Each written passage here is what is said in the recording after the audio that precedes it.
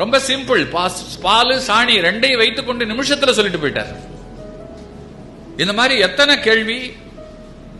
எல்லா இடத்துலயும் சாமி இருக்கு, எதுக்கு கோயிலுக்கு போற? நீ தானே சொன்ன தூண்லும் இருக்கார் துரும்பிலும் இருக்காருன்னு சொல்லிட்டு அங்க போய் அந்த இடத்துல முட்டி மோதி அந்த சன்னதிக்குள்ள போய் அங்க அந்த இடத்துல மட்டும்தான் இருக்குங்கிற மாதிரி நடந்துக்கிறீங்களே. நல்ல கேள்வி தானங்க இது, நியாயம் தானே? அதுக்கு காஞ்சி பெரியவர்ல அவர்கிட்ட கேட்கும் பொழுது அவர் ரொம்ப அழகா பதில் சொன்னார். உடம்பு பூரா ரத்தம் ஓடுகிறது, ஆனா ரத்தம் எனக்கு வேணும் அப்படின்னும் போது ஏதாவது ஒரு இடத்துல ஊசியை குத்தித்தானே எடுக்கிறேன் இல்லையா? பசுவோட உடம்பு பூரா பால் இருக்கு, ஆனா அதனுடைய மடி வழியா தானே நாம எடுக்கிறோம்.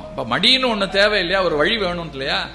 அது போல எங்கும் நிறைந்த இறையை ஒரு குறிப்பிட்ட புள்ளியில இருந்து வெளிப்பட செய்து பற்றி கொள்ளுகிறோம், அவ்வளவுதான் அப்படின்னாரு. இந்த பதிலை எப்படி மறுக்க முடியும்? இந்த பதிலை எப்படி மறுக்க முடியும்? சாமிக்கு நிவேதனம் வைக்கிறோம், நம்ம பசங்க கேட்கறாங்க சாமி சாப்பிடுன்னு தெரிஞ்சா வைப்பாரா? நிஜமா எங்க அப்பா இருக்காரு, நிஜமா சாப்பிடுவாருன்னு தெரிஞ்சா இவ்வளோலாம் செஞ்சு வைக்கவே மாட்டாங்க. எங்க வீட்டில் எந்த வீட்லையும் வைக்க மாட்டாங்களே.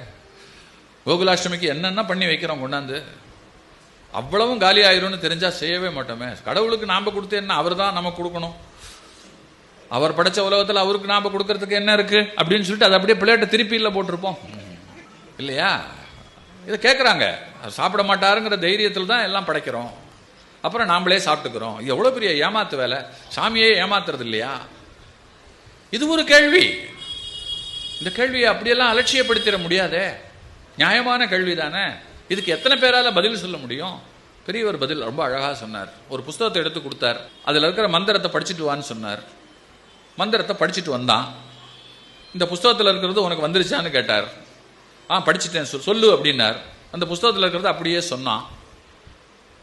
அப்ப அவர் அடுத்து கேட்டார், அப்ப இந்த புஸ்தகத்தில் இருக்கிறது உனக்கு வந்தாச்சு இல்லையா அப்படின்னு கேட்டார். ஆமா வந்தாச்சு அப்படின்னா, அப்ப இந்த புஸ்தகத்தில் அது இருக்கக்கூடாது இல்லையான்னு கேட்டார். என்ன அதான் இங்க இருந்து அங்க வந்துருச்சு இல்ல அப்படின்னார். அவன் சொன்னா, அது எப்படி அச்சடிச்சது அங்கேயே தானே இருக்கும், அது எல்லாரும் எவ்வளவு வேணா எடுத்துக்கலாம், எடுக்க எடுக்க அது குறையாது இல்லையா அப்படின்னார். அப்படித்தான் நிவேதனம், வாசம் அவனுக்கு, அன்னம் நமக்கு. வாச வடிவத்தில் அவன் எடுத்துக்கொள்ளுகிறான், அது குறைவதில்லை. குயுக்தியான அறிவை கடந்த சிந்திப்பதற்கு கஷ்டமான பல கேள்விகள் நான் சும்மா சாம்பிளுக்கு சொன்னேன். இதுக்கெல்லாம் குருவால தான் பதில் சொல்ல முடியும்.